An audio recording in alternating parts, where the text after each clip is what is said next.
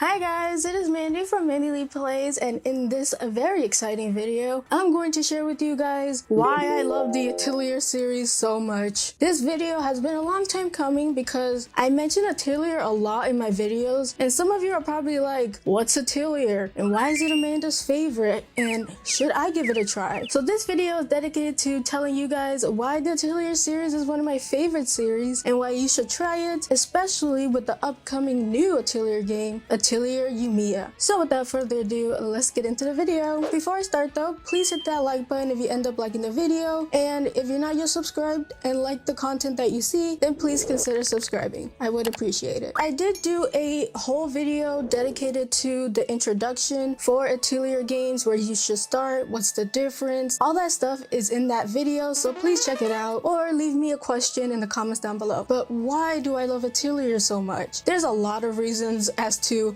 out of all the JRPG series out there that I love and enjoy, what made this niche JRPG stand out in my eyes? A ton of reasons, but the first one being the alchemy. Now, alchemy is really important when it comes to every Atelier game. It is the bread and butter of the series, and it's the gameplay mechanic that makes it different from other JRPGs of its kind. And for me, it's one of the best parts of the game. The alchemy system is deep and engaging, and it's one of the few alchemy type games that I've played that does it good. And it's not like in other JRPGs where it's a crafting kind of mechanic or it's a side thing. No, the alchemy system is baked in the games and it's a part of the games. It's something that you have to enjoy to really enjoy the games. So if you don't like it, then you probably won't enjoy the games because it hinges on alchemy a lot. It's the driving force of your characters, and it's what you need to progress in the story. Each game does have its own alchemy system. So for example, in Atelier Sophie, you have the more grid-based type of alchemy, while in Ryza, you have a more loose alchemy system, but the broad strokes are still there. So there will be terminology like quality, quantity, traits, and other things like that that you will recognize from previous Atelier games. They're just synthesized differently depending on which game you play. For me, that is great because I don't want to get bored of the same old, same old. So the fact that they change it up in every series is amazing. Now, I go into this more in the intro to Atelier, but the games are split up into mini series, and within those series, the alchemy tends to be the same. They just improve it here or there. But if you go from the Dust trilogy to the Ryza trilogy, the alchemy is very different, and how you synthesize it is very different. I hope that made sense, and I'm sorry if it doesn't. And if you don't really like one, you can move to a different series and really love how they do the alchemy in the game. Though my favorite alchemy system has to be from Sophie 1 and Sophie 2. I love those so much because of the whole texture style gameplay going on. It's such a good gameplay loop. It is so addicting. I'll get into that further in the video, but I love the gameplay loop. Now, I did mention that the alchemy serves as a narrative tool as well. You're usually playing as a young alchemist who wants to do something, and alchemy opens the door to do it. The protagonist's growth as an alchemist is often tied to their personal journey, with new recipes and abilities unlocking as they gain experience. If you know me, you know I am notoriously a hater when it comes to tutorials, so I usually skip it. But with Atelier games, I couldn't really skip it. So, you know, I read the tutorials and I learned, but I remember I was just like, man, this looks so freaking daunting. Why is there so many things going on here? It's a bit too much. But trust me guys, when you go and play it, it's not that bad. Alrighty, next I want to highlight the addicting gameplay loop, which I mentioned in the alchemy system, but I want to elaborate on that a bit. The Atelier series is one of the few JRPGs where players are not required to engage in fast-paced combat or complex dungeons for hours on end. When it comes to exploring, it does depend on which game you play, but it's usually a very open space area. It's not that big. You pretty much won't get lost. Alchemy also influences you, the player, to go out and literally touch grass. And I don't say that as a joke. You literally have to go out and gather. You're gonna want the best items so you can make the best things. There's also different tools that you could use to gather. So basically, to make stuff, you have to gather, and to gather stuff, you have to make stuff to help you gather. So all of this together and this sense of discovery makes the gameplay loop addicting AF, and it's what I love the most about these games. I spend a lot of time doing alchemy with different items, trying to get the best out of all of them, and trying to unlock better and better traits. But I will admit, the combat in Atelier games are often put on the back burner. Now, they are changing it a bit with Atelier Ryza and Yumia, Yumia, the gameplay is totally different, but for the older Atelier games, it was usually a turn-based mechanic and you have a lot of flashy attacks. It's really satisfying to see, but there's not that much depth into it like the other gameplay mechanics. And most of the Atelier games follow those core gameplay mechanics that I love so much. Overall, the loop in Atelier is not just about reaching the goal,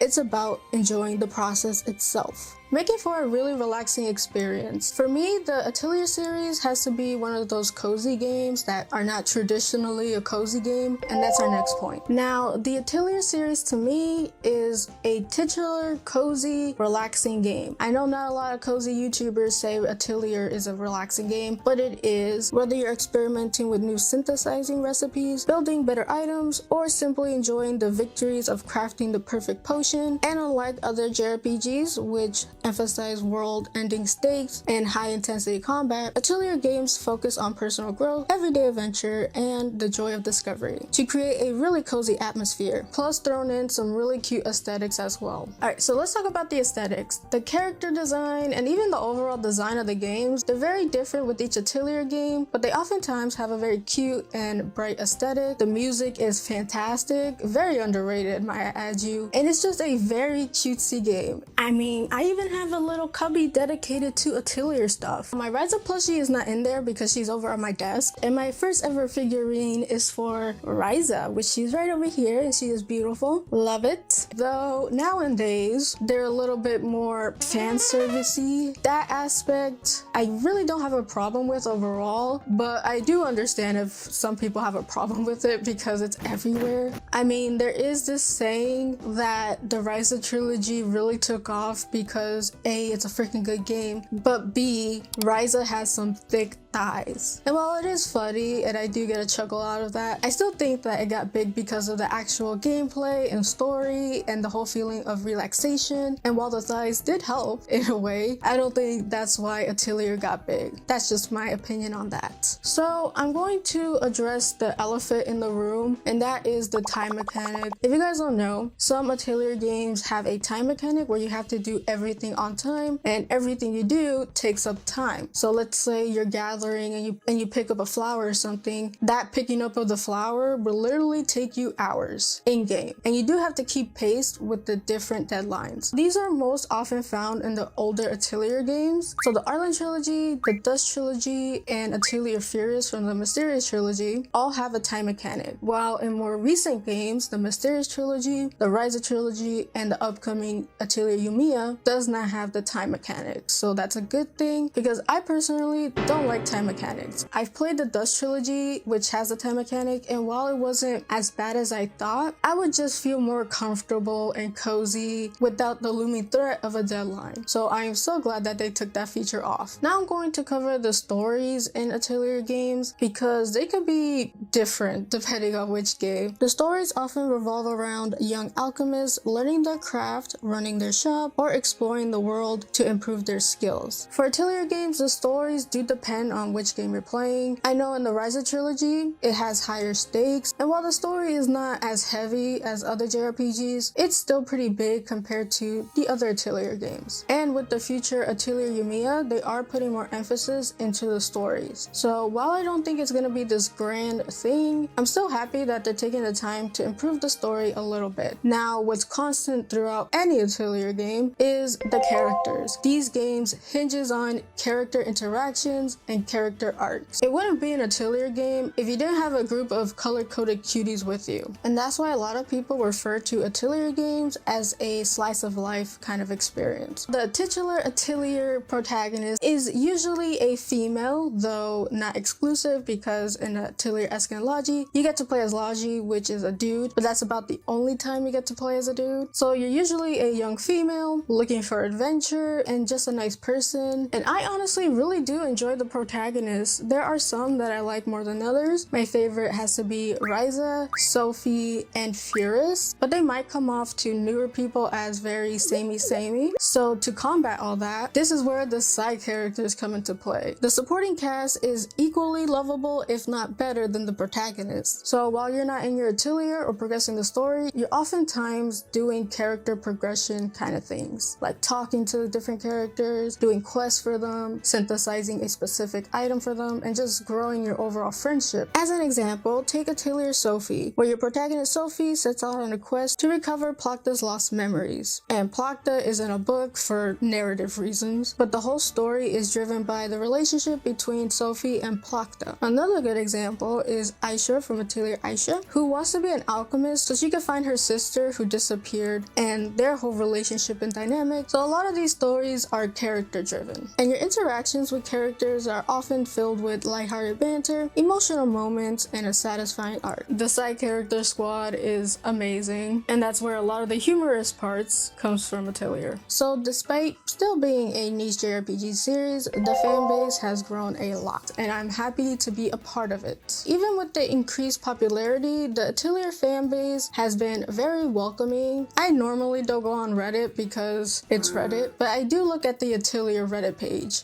a lot for not only news, but it's a good way to get advice or tips if you're stuck in a game. So yeah, the Reddit community is very kind from what I've encountered. I know that every community has their bad eggs, but I feel like the Atelier community is more on the positive side. Though I will point out one thing that I don't really like about Atelier games, and that is the lack of English voice acting. In the past games, all the way up to Atelier Furist had English voice acting, but after that, they were all Japanese voice acting with English subtitles. But seeing all the trailers for Atelier Yumia, they are still not adding English voice acting. That is the one con that I have for the Atelier series, and I hope they fix it. But yeah, the Atelier community is one of the kindest communities, and I'm happy to be a part of it and spreading the word of this great game. And why wait until Atelier Yumia? If you want to enjoy the Atelier series, go pick up any of its other games. Most of the games are available on all platforms. Like on the Switch, you will go to the eShop and it will give you all of the modern Atelier games right there in one spot. If you want to know what game is best for newcomers, I would say the Ryza trilogy. Please go try it. It is fun. Now, there are some things that I know some people might not like about the series. If you're not into slow-paced, character-driven stories with a lot of crafting, probably won't be for you, but if you're into all of that, you'll love the Atelier series. And I can't wait for Atelier Yumia coming out in a couple of days. I am beyond hyped. Alrighty, so that is it for my video. Hopefully I articulated my reasons of why the Atelier series means so much to me and why I love it so much. Please tell me what you think about the series. Have you played an Atelier game? Have you not?